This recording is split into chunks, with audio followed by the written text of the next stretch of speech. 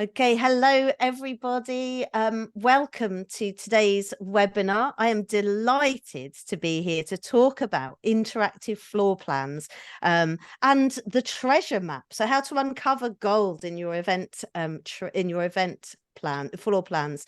With me today, I have Ashley Royner from Clarion, who's going to bring all of her fantastic experiences as an event organizer to the table. I'm also here with Ross from Expo FP, who's their CEO. It's delighted to have you with us as well. And Tim, our very own CEO at Grip. So hello, team. Some housekeeping before we get started. If you have any questions, if you'd like to ask any questions, and we very much welcome questions, we're here to serve you, the audience, then please use the Q&A feature that's there. I obviously have my own questions that I'm going to be asking our panel, but we would love your guidance to help us guide this conversation. So please use the Q&A feature. It's a little button, hopefully at the bottom of your screen. I'll be keeping an eye on that as we go along. And of course, we will send you this recording afterwards if you want to rewatch. Otherwise, I think we should probably get cracking. Maybe if you can just introduce yourselves a little bit around the table, I'll go. Ashley, can you tell us a bit about yourself and your experience and what you do? Yeah, hi everyone. So I'm Ashley. I'm the audience engagement director here at Clarion Events. So my team, we focus on two sides of the company. So we work on our mobile apps as well as our connections programs that we offer at some specific events. So in this year alone, we've actually worked on 21 mobile app builds. So a very big Wow. year and more counting probably for 2024. Fantastic. Ross, what about you? So I'm Ross Sudentas. I'm CEO and co-founder of ExpoFP.com. We make interactive floor plans. That's the gist of it. We're going to hear a lot more about interactive floor plans as we go along. So we need no more introduction for now. Tim, what about you? Tell us a bit about yourself. Yeah, hi everyone. I'm Tim, founder and CEO of Grip. And yeah, we do event apps and matchmaking and everything that helps people build relationships at events. And together with Ross, I think we've done probably this year, probably doing like over 150, over 100 at least interactive floor plans. And so yeah, I've scaled massively together with Ross and the Expo FP team, including doing many of them together with Ashley. So yeah, it's been an exciting year and looking forward to the conversation. Excellent. And I should probably introduce myself as well. My name's I was Abby, about to say it. Yeah. I'm Senior Product Marketing Manager at Grip and general webinar host mainly in these contexts. So let's set the scene, shall we? So what do we mean by interactive floor plans? What are they for anybody who might be unfamiliar with what they offer? Ross, can you set us off with this, please? That's probably I'm the wrong person to answer this question, because for me it seems so obvious and so like in your face. Like Google introduced Google Maps in 20 years and nobody's taking paper maps to find nearby pizza. So it's so obvious. You don't do that. Yet on trade shows it's kind of okay, I have my huge floor plan. Now let's find where to go. In very basic terms, I doubt that anyone here doesn't know what interactive floor plan, but just in case. So there's a difference. It's interactive, so it's in your app or on the website, and instead of just having the floor plan where booths are just images, you can actually click on booths, you can search, and you get the basic functionality of the same functionality that you get in Google Maps. You find the company you want to visit, you find how to get to this company from where you are to get to there. You find some information about the company, maybe you find who is around this company, who is in the same category, and it's all done in just a few clicks. And it's so simple that we basically don't ever have to explain it to exhibitors, to attendees. They just come, they open floor plan, they start searching, they start using it. It's no-brainer. It's obvious. We're already in this technology. We know what it is. But besides that, what actually I want to achieve in this conversation today, it's very rare that you can eat your cake and lose weight. But in this case, it's actually with interactive floor plans, you're getting tremendous improvement as far as your exhibitors and for your exhibitors and for your attendees. You save time in your team because some processes are automated. And in the process, you can make tons and tons of money. So basically, you eat your cake and you lose your weight. And that's what my goal is to convince you today.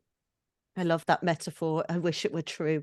Ashley, let's leave cake for now. So let's talk about your experiences, because obviously this is what you do. You deliver these floor plans for your events at Clarion. So can you tell us a little bit about how you use them? Do you still do the printing of the maps? Do you still have great big signage everywhere? Should everyone dash out and start using maps? Yeah, Interactive so floor sadly, plans, rather. we sadly do still do printed maps. We work across so many different portfolios where the audiences are so different. So we do, sadly, like our gift and souvenir portfolio, they're a little older, not as familiar with technology. So for them, the printed is really the way to go.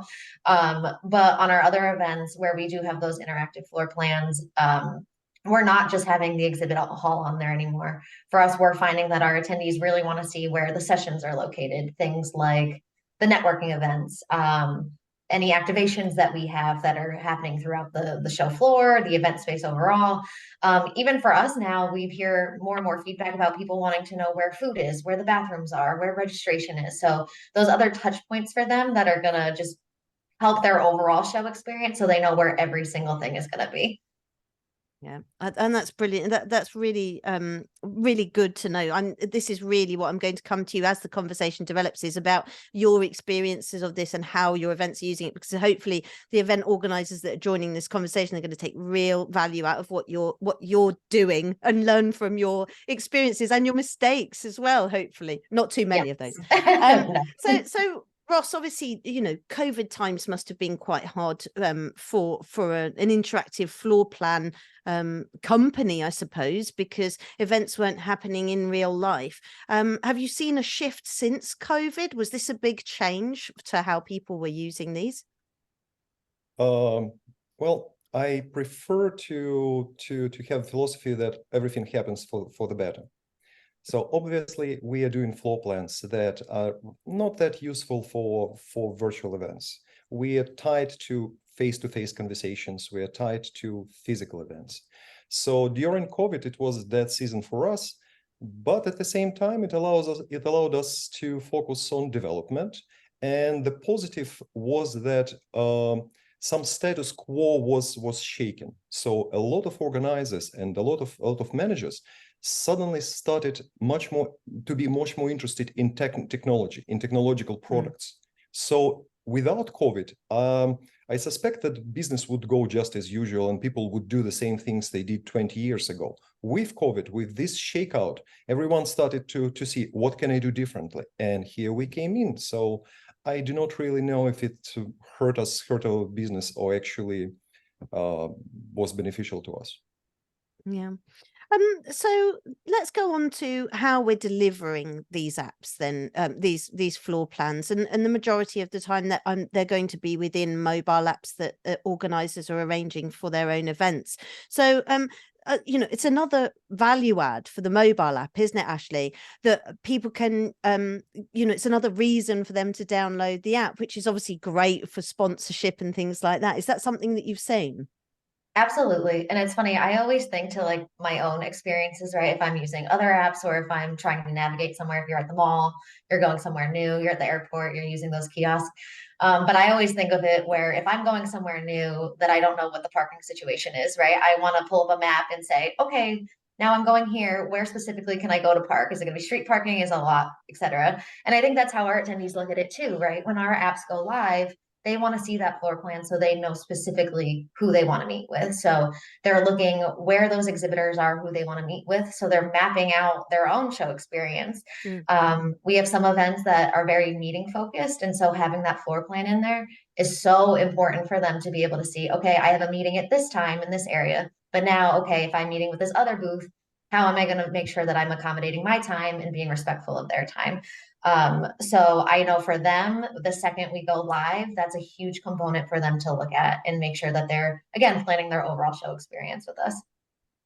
And is this complicated, Tim? When you know, obviously, as you said, we've been delivering floor plans with Expo FP, you know, a lot of the time. So, so how difficult is this to manage? If somebody's already got an event up, how tricky is it for them to integrate? I think it depends, to be honest. It depends on a couple of factors. So I think that it depends on the size of your floor plan. So, you know, you've got, 20, 30 booths, like single hall, then, you just go to Expo FP and you can just create a floor plan on that website. It's very easy. Or, if you've got like Ashley events that have hundreds of POIs or booths or session stages and so forth, then you're going to want to have something integrated. Now, there's a whole bunch of kind of technical floor plan systems like A to Z, Map Your Show, Momentous or Onkelbroek as it used to be called. There's a whole bunch of them, Co-Connect. There's like probably 10, 20 of them, but most of them don't have a great user experience from a mobile perspective and a kind of route finding perspective. So I look at kind of two separate systems. You got your technical floor plan, and then you got your which is used for booth sales and making sure the halls are outlined correctly. And then you've got your interactive floor plan that is used for participants to interact with.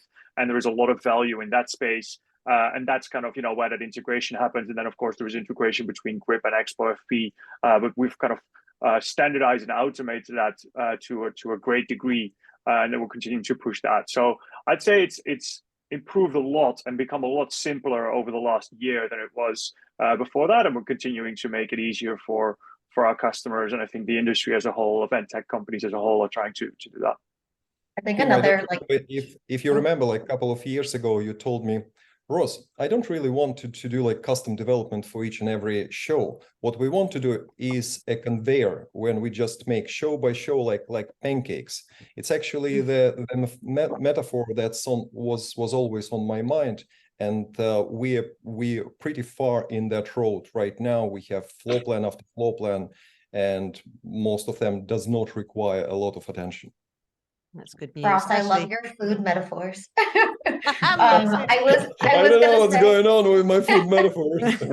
I was gonna say that to go off that though too, even now with like the adaptation for us too with the floor plans, knowing now that our users can actually search on like the product categories for those exhibitor booths. So they're actively going in there. If there's our product heavy show specifically, if there's a specific product they're looking for, if it's t-shirts, mugs, they're going to be able to search for that on the floor plan. And again, that's going to help them navigate the show significantly easier.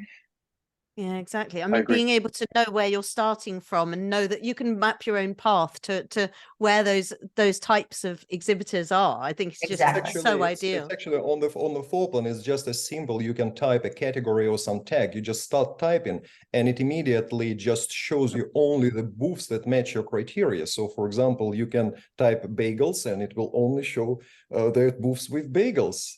That's awesome. That's really good. My I just think, yeah, for participant satisfaction, which actually we're going to come on to in a second, it's got to help. Easing the path on these large scale events is just everything.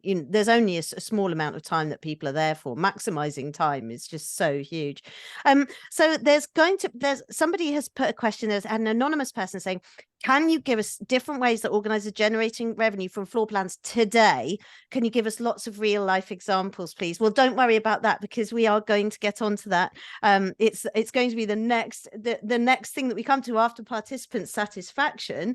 But there's another question here from Andrea, which I'm going to bring in, to you, Ashley. What's some timeline recommendations for an event organizer to upload and launch the app and interactive map? Ashley, you do this all the time, so yeah. What have you learned? Yeah, for us, well, so it's a little bit of a balancing act, right? Because you want to make sure that you can give, obviously, the Expo FP team enough time to be able to start building out the floor plan, but also you have to make sure that there's not a significant amount of changes to your floor plan after that point. So for us, I feel like we typically launch our apps about 4 to 6 weeks out. So that's usually when we have our floor plans ready. But from that point, we typically send our files probably, I'd say, a month or 2 months prior to that. just to make sure that that's enough time for their team to build it out, enough time for our team to go in there. We're very hands-on with the floor plans ourselves. I feel like our team loves actually like putting headphones in, going out, making any changes ourselves. So I would say probably depending on when you're going to launch, expect maybe a month and a half, 2 months to actually start sending those files over. Any advance on this? Yeah, I was going to say. Sorry, let me add something to it, because for majority of shows that use floor plans exclusively for the day of the show, that's whatever Ashley just said. However, there's tons of events that use floor plans for selling booths. So if you do that, you generally between half a year, 6 months to 12 months, that's when you release floor plan if you use them for selling for booth reservations. I think that's a really good point, and something that we're going to get on to later, because you know I was very surprised about this use case for the floor plans as well. So let's save that up for later Majority on. Of people, okay. People are, because the focus is just day of the show, attendees, and all of the other functionality, including making money, just not in the focus, and that's why we're talking. Exactly. I do think, Abby, like just to add on to Ashley's point, right? I think sometimes organizers will be like, well, the floor plan only has value the day of, so I don't need to add it to the mobile app before it. But as kind of, the example was given of, pre-show, let's say a week before the show, I want to actually already start looking at it inside the app. And we actually see quite a lot of support queries where, let's say, an organizer hasn't added the map yet, and then let's say 4 or 5 days before the show, people start writing our support saying, hey, the map isn't there yet, where is the map? And then of course we just respond like, well, it's coming up soon, blah, blah, blah. And I get the organizer wants to wait with making sure that the map is as final as possible.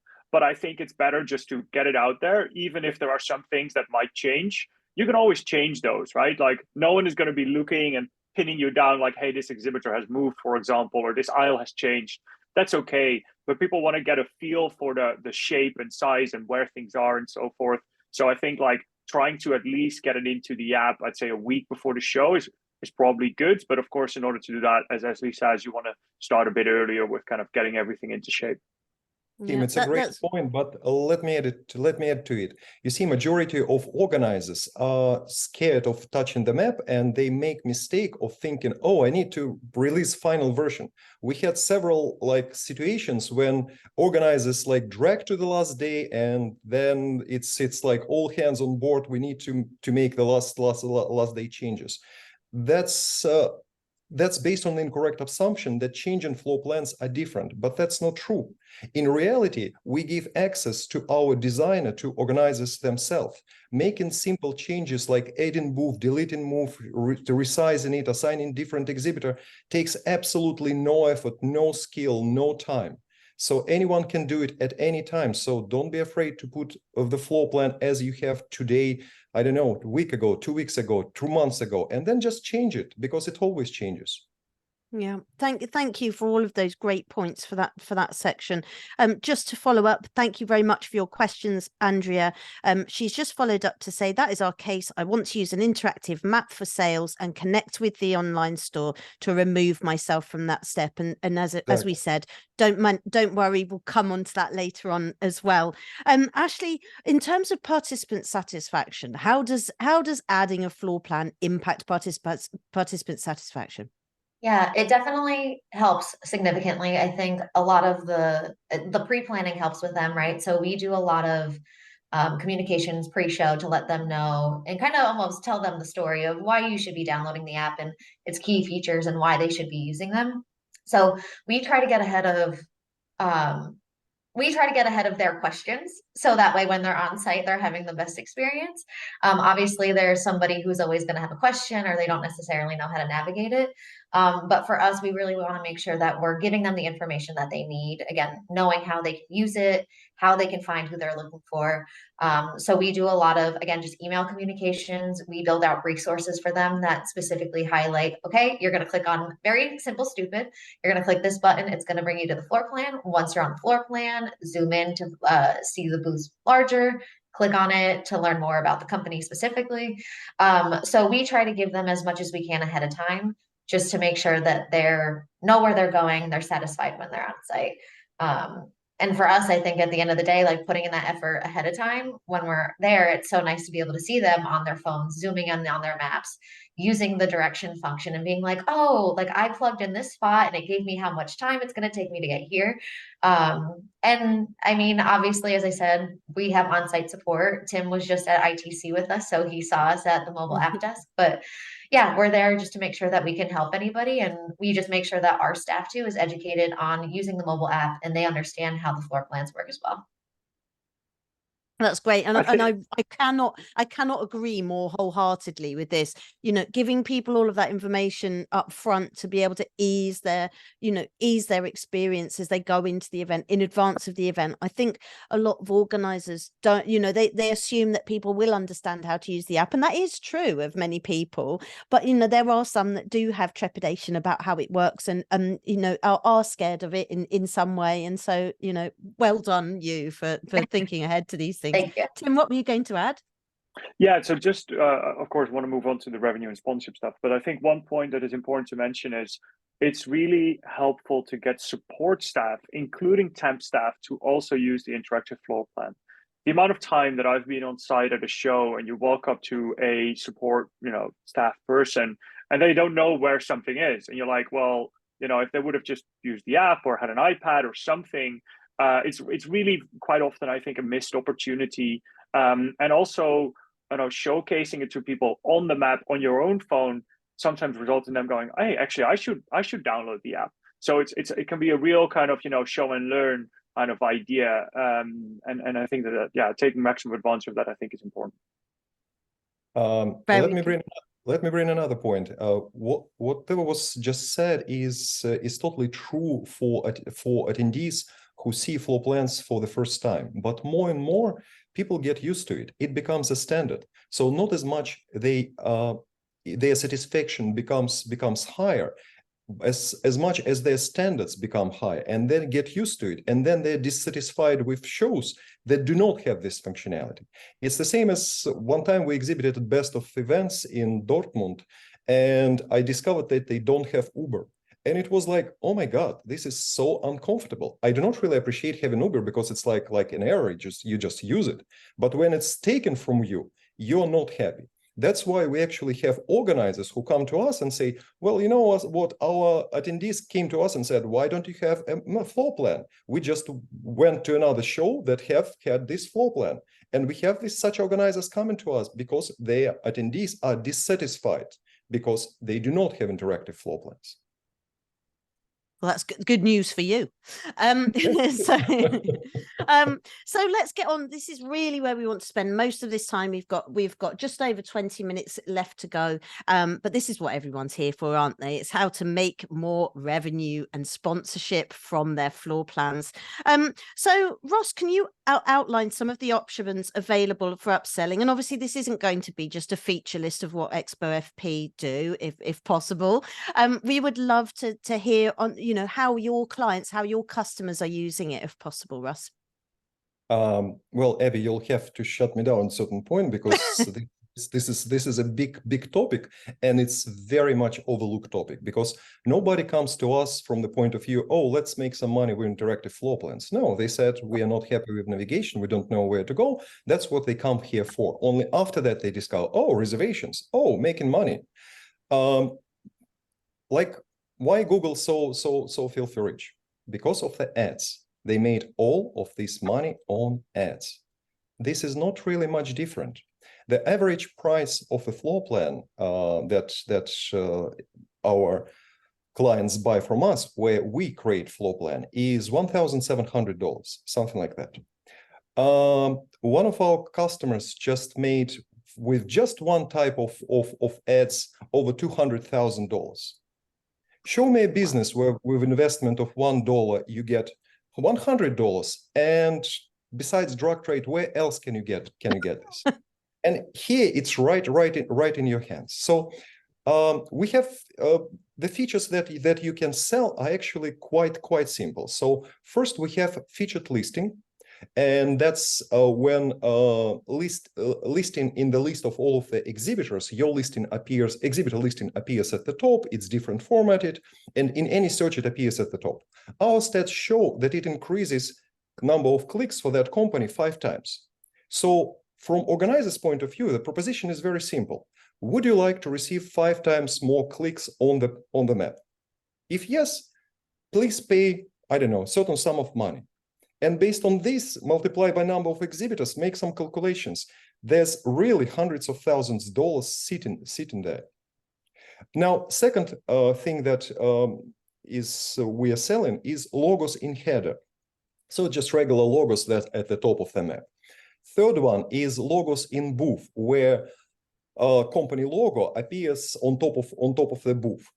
First of all, logos and headers increase clicks 5 times, and logos in booth increase 3 times based on statistics for the last 8 months on our events.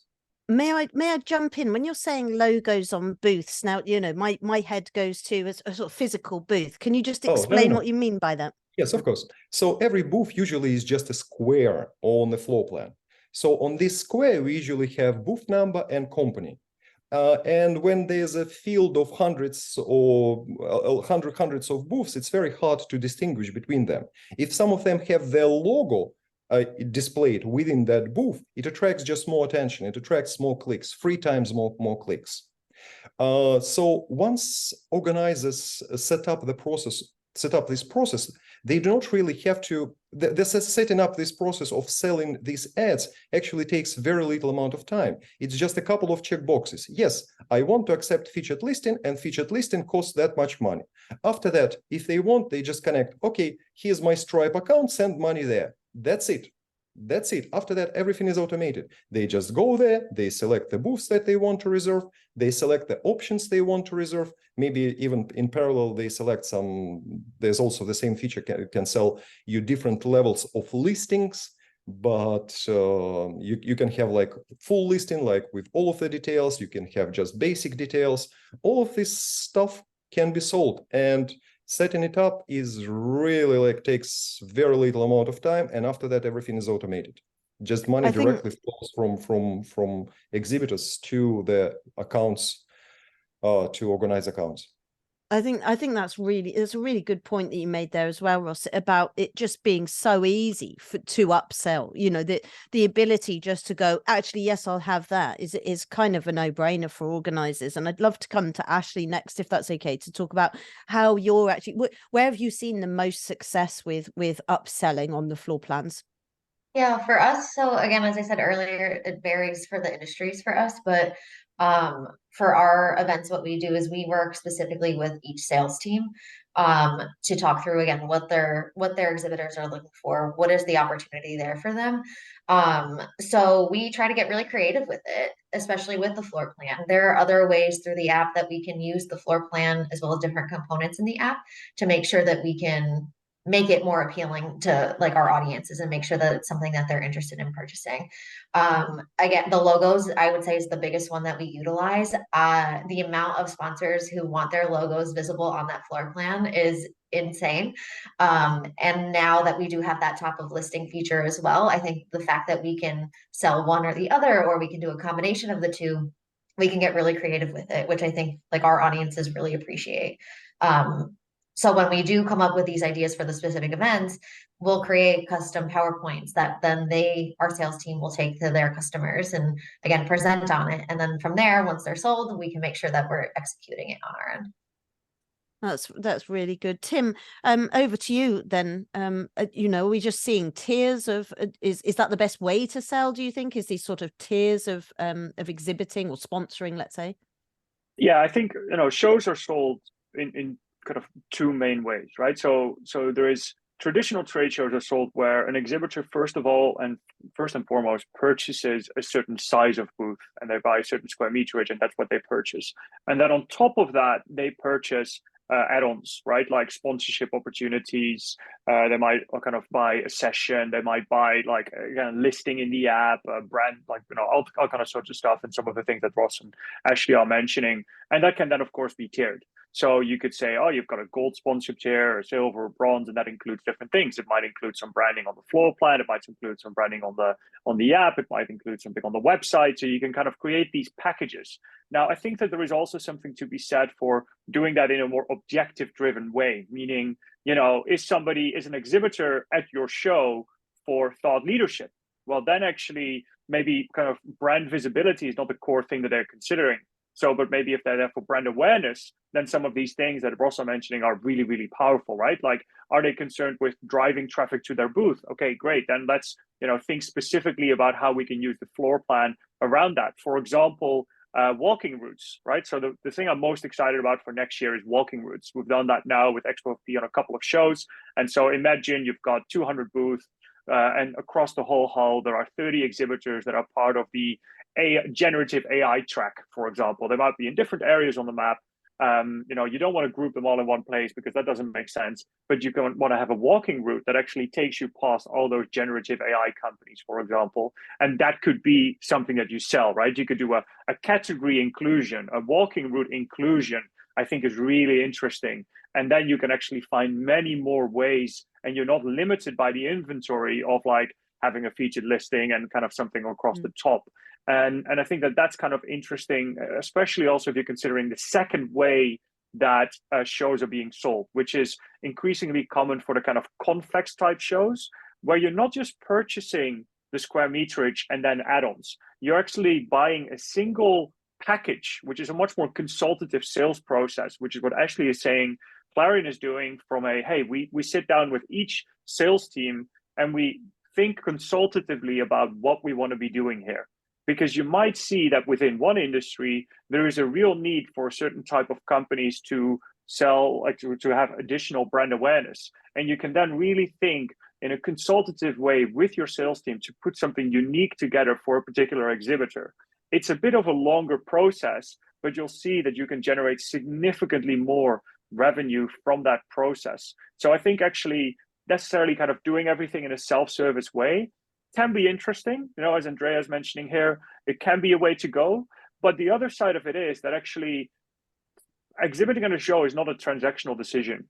An organizer should focus on really understanding the objectives of what an exhibitor is doing at the show and make sure they can create a package based on that and make sure that then they're maximizing the value across the square meterage as well as from all the sponsorship opportunities that are available within the floor plan and on Grip.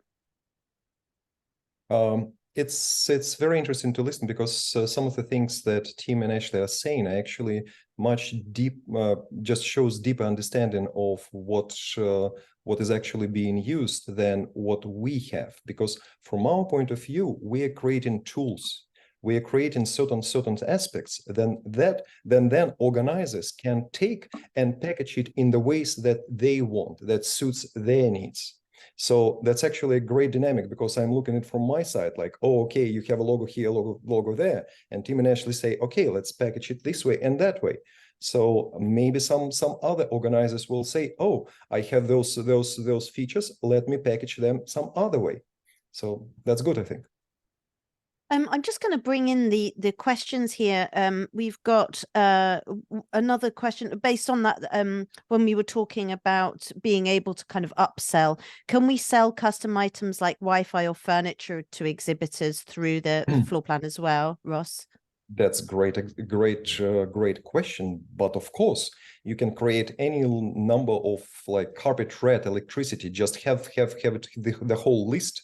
Once you create this list and can be like structured, it can contain images, you can add it to your reservation process. So once they select a booth, after that, they're like, oh, how about you buy like add here, add there, like tables, chairs, whatever you want, and whole list. And you can collect money, you can collect down payment, you can have promo codes right there as a second step from selecting a booth, and then select all of this additional things. That's fab. Thank you. And then back to you, Ashley, on this. How is Clarion generating revenue from floor plans? Obviously, we touched on some of the ways there. Anything else that you use in the floor plans? I'm happy to. So we have a show coming up in 2024 that's around 35,000 attendees. It's a massive floor plan. It encompasses the convention center, the stadium next to it, and all the outside space. So for that show in particular, they're actually looking to sell over $100,000 in revenue in the mobile app, and that's going to include the floor plan. So as I said earlier, we just really want to take what's offered on the floor plan. So thinking of, again, the logos that can go on there, that top of listing feature, any other branding that we can put on it, we combine that with other functionality in the actual app. So these are hardier packages for this group, and they're going to go out to our sponsors and again see what that opportunity looks like there. The other thing that we're doing for that show that we haven't done on any of our other events is we're actually launching that one 6 weeks out. So that's giving us more opportunity to actually rotate through these sponsorships as well. So someone's going to buy a specific amount of time in the app, so we'll implement that then, and then we'll swap it out for those new sponsors. So as I said, we just kind of get really creative with it, and we just try to have fun with it. That's brilliant. I Thank think you so much.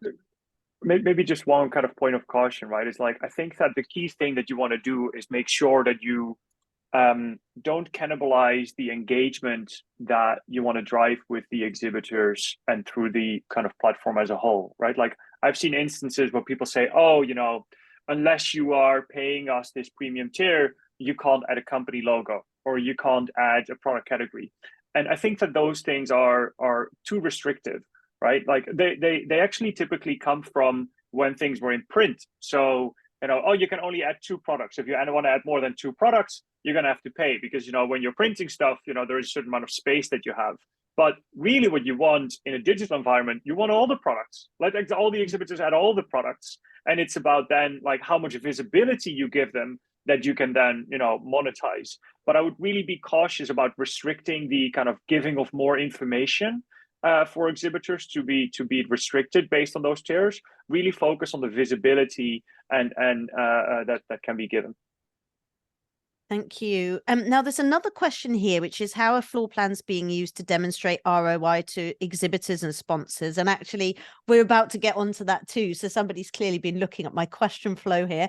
And Anja, I hope that answered your question in terms of using those interactive maps for sales. If there is anything that we haven't covered, please jump in and add another question, and I'll be happy to take that again. So let's talk beyond the sort of, you know, the operational, the at event, you know, the sponsorship and so on, the at event usage, move beyond the participant experience and talk about this value to exhibitors and actually to organizing sales teams as well. Now, of course, these can be used for rebooking, right? Can you tell us a little bit more about that? So rebooking on site, for example. I think that rebooking is just a small portion of, smaller at least than booth reservations. So do you mind if we first start from booth reservations? Of course, yeah. So booth reservation is, again, the functionality that people do not come for when they're looking for floor plan. And then they discover that it's very natural for the floor plans to be used for booth reservations. Of course, not every single event can allow exhibitors to select their own space, but when they do, it's very often they again just put PDF file and say, oh, these booths are available, these booths are not. But PDF files is always updated. You cannot keep it constantly updated. It's much better just put the floor plan out and there's clearly marked available booths and booths are already occupied, and give permission to your exhibitors just to find the booth that they want, see all of the description of this booth, sizes, prices, like, oh, there's like in the corner, there's a column there, find whatever they like and reserve it right on the spot with zero interaction from your sales team. Just let it, our company is exhibiting at tons of events, and there's tons of communications, tons of trouble of selecting the right booth, and you're never happy. In this case, I would be so much happier with events where they just let me give me the choice of selecting booths again, and it saves time to organizers as well. As far as rebooking goes, it's very like hidden feature because we are much better at developing stuff than promoting stuff, and this feature is used in such a manner that at the end of the show, somebody from organizer's team just takes their iPad or just a phone, opens through the special URL the same map, but it's rebooking map. And now the map looks differently. Originally, when you open this map, this is actually map of this year map, today's map, but it's for your next year event. And it's all gray.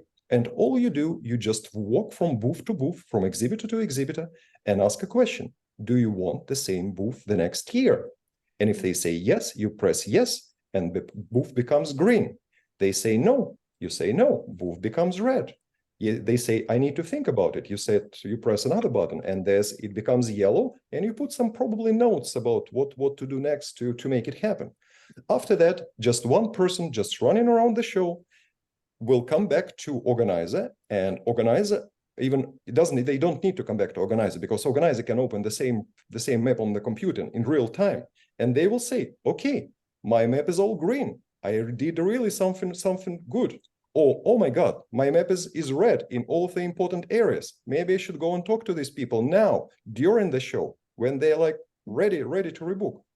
It's a tool that's available for right now for no extra money, and very few people are aware of it. Very few people use it, but it's so simple, so no-brainer. It's like, yeah, I know, from my organizer days that this would certainly in my day it used to be a printed floor plan in the office with green, red, and yellow stickers that the sales team were putting on it. I mean, how much easier does this make it?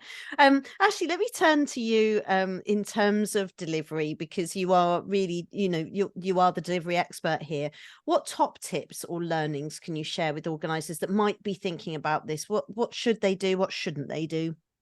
Yeah, I think just the biggest thing, and I can't reiterate enough, is just really knowing your audience. So what they're looking for at the show, again, on the exhibitor side, what are they looking to get out of the floor plan? Again, those sponsorship opportunities. So just understanding what their needs and their wants are for the event.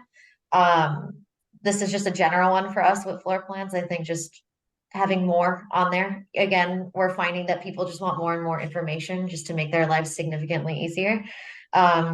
And then Tim touched on it earlier, just making sure that everybody who's at your event, who's there, temp staff, regular staff, that they're well versed in using the mobile app and the floor plan specifically, so that that way they can all be a helping hand for the attendees.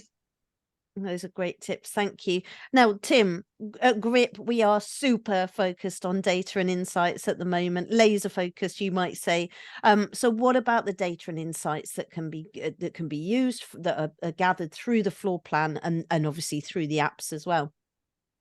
Yeah, so I think that we've recently launched, and you can see it on the website, new data and insights product, including kind of exhibitor ROI is one of the first reports that we're focused on, which includes very detailed reporting all the way from how big is the opportunity for an exhibitor based on the product categories that they provide and number of people that are interested in it, and then all the way down to how many people viewed their profile inside the app, including in the floor plan, as well as how many clicked it. And then we can see how many people actually had a meeting with that exhibitor. So we can really start showcasing that entire funnel from all the way from the top of how many people that are relevant there at the show for an exhibitor, all the way down to how many people at the show did an exhibitor have a good meeting with. And I think that the floor plan is a great way to make sure that that facilitation happens, right? And that we drive a maximum amount of people to get to an accepted meeting, making sure they don't miss their meeting because they know where they are, and making sure that, of course, people find exhibitors, go to them on site. And then, of course, if you add tools like Crowd Connected on top of our combined solution, Crowd Connected is a great heat map solution. So, there's a question about that already as well. And, that becomes really interesting, because then based on beacons and Bluetooth, we actually know which people are actually spending time at a booth, and we can then look at the aisle conversion. And so there is even more data around heat maps that you can then use to really look at that in additional detail. And I'll also try and answer that question around kind of which other organizers besides Clarion are doing kind of great stuff. And then Ross can add more to that. But what I think is really interesting is some shows like Money 2020, for example, do some really interesting stuff because their booths are kind of round. So it's a very different type of floor plan. Digital X, I think in Germany, does some really interesting stuff with the walking routes. And then there's a whole bunch of other ones. I also think you have to think about it and that's actually Digital X also across an entire city rather than just being in a single venue, which is quite interesting. So yeah, those are some of the kind of, there are so many other interesting examples, and it also depends on the size of show and the budget that you have for it to kind of, get an idea of what you can do, of course. Andrea was talking about, this sounds really complex. How do you accomplish that amount of detail? Is that for me? I think so, yes. Sorry, how do you mean? With the examples that you were giving there. Yes, Andrea says yes, that is for you. Yeah, with the examples that you were giving. So I think it depends on the situation, right? So, if there is, it depends really on what you're going for. So like the amount of data that we have is automatically collected within the platform. So, as soon as you use Grip, we collect all that information and it's available in the exhibitor ROI reports. And, Ashley kind of tested that because she's been looking at them. So, there is no additional kind of work to be done there. The only additional stuff is really like if you want to start using Crowd Connected or other kind of location tracking stuff to make that available. Beyond that, it's all out of the box available in Grip in our new exhibitor ROI reports. Exactly. Andrea, if you want to talk more about that, please feel free to get in touch with us. We'll follow up post event anyway, and we can show you some of those examples for the exhibitor ROI as well. We're very proud of that in a minute. So let's just quickly wrap up. We're on the dot for 1:45 the hour, but very quickly round the table. What is the future of interactive floor plans at events? And let me start with Ross, the king of Expo FP floor plans. No, I'm not a king at all. We have democracy. Everyone criticizes me all. We want to keep that culture. No kings here. Kings are unproductive. I can't be short on this because there's so much to cover, but I'll try my best.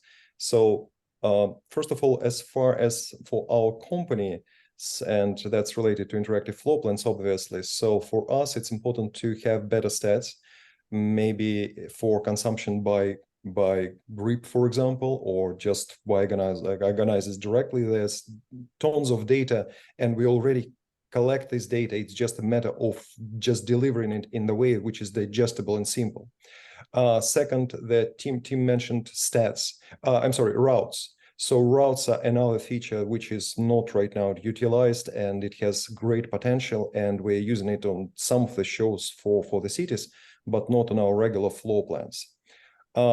Next, we are actually changing the technology that we're using. So we worked on it for over a year, and hopefully in 2024 you'll just have such much more stunningly beautiful maps with more functionality that will look differently. And already our maps are already just best in the business, just hands down, but they will look much better with this new release, and they will be faster. And in addition to that, they will be able to accommodate events that are not just located in one single convention center, but citywide events. So you won't be limited to you can have much larger events, basically. That's awesome. As far as one more change that we will be implementing, we already kind of have some. It's integrating schedulers, because scheduler is usually the part of the app. But if you actually project the scheduler on the map, you can have interfaces where, for example, you're looking at the map and it pops up like, oh, you have a meeting here, like in 5 minutes, and there's a pop-up and there's direction there, time to go. So some use cases like this can be covered with the new interface. That sounds awesome, by the way. I'm looking forward to that. That's going to be so good for attendees. Yes, as far as industry in general, there's few spots that are like right now are completely missing behind. That's first of all venues and general contractors. So basically, you always have your blue dot where you're located when you're outdoors. It's GPS, it's no-brainer. But when you're indoors, you need to have beacons installed. And for some reason, every show, it's like, oh, let's build it from scratch and install beacons just for this show. Makes no sense whatsoever. It would be so much more simpler if venues just install beacons once and forever, and then all of the providers would be able to utilize those beacons. I don't really know how to get through to venues with this, but that would mean that all of the floor plans would have that locator with no additional effort, and it's really like small money to venues. I think we should start a petition based on this webinar. 2 venues to get them to inbuild beacons. Ross, I'm going to pass over to Ashley for her suggestions on what the future of floor plans are? Yeah, I feel like Ross kind of covered a lot of them. I think for us right now, everyone, including ourselves, we're so data hungry, right? We want to know how people are interacting, how many clicks, views, who these people are, knowing their demographics and things like that. So I think more overall analytics there. Knowing that my team specifically also works on the engagement side of things, I love the fact that if we could have meeting scheduling directly on the floor plan as well, seeing that bigger picture, knowing, okay, I'm actually very interested in this booth. Let me just book my meeting directly from here, and it's all integrated seamlessly. So I think that would be a huge win, and something I would be incredibly excited for, and I know our audiences would be too. That's great. Thank you. And Tim, lastly, your predictions for the future of interactive floor plans, please. Yeah, I put them here in the chat as well. A lot of what Ross and Ashley already covered. You know, better integration between systems, better location tracking that is cheaper and more easily available due to collaboration with venues, showcasing kind of meetings and kind of sessions that have been added to people's schedule in Grip on the map, I think will be interesting to explore. And then data insights from digital, including maps being more easily available. That's great. Thank you. And oh, Ross. Abby, just one more thing I forgot to add. I really hope we'll get to general contractors as well, because the system that allows you to show rebooking just as simply can show you where your booths are set already, where you have electricity. Again, just live real-time map. These booths are already, electricity is set here with instructions for electrician, or this booth like completely set up. So general contractors would hugely benefit from this as well, but they're very traditional, they do their business, but we'll get to them. So we've covered sales, marketing for MPS. We've covered operational. This is helping your entire event strategy, everybody. And with that, I apologize for us running 5 minutes over, but the conversation has been so good. Thank you very, very much for joining us, everyone who's joined us live. If you're watching the recording, we hope that you've enjoyed it too. And round the room here, thank you so much for the time that you've given us today. Ashley, thank you so much for sharing your experiences. Ross, I can't wait to see the advances that Expo are going to make. And it's amazing to hear what you have now that is being underused. And Tim, well, as always, thank you very much for your expertise. If you want to know more about the exhibitor ROI, obviously get in touch with Tim. He is your man for that. We're going to follow this up with an email. Any questions, please direct them back to us, and I'll be happy to share them with our panelists today. We'd love to continue the conversation. But thank you very much, and have a lovely rest of day, evening, wherever you are. We'll see you again soon. Bye for now. Thank you, everyone. Bye. Thank Bye. you. Thanks, everyone. Bye.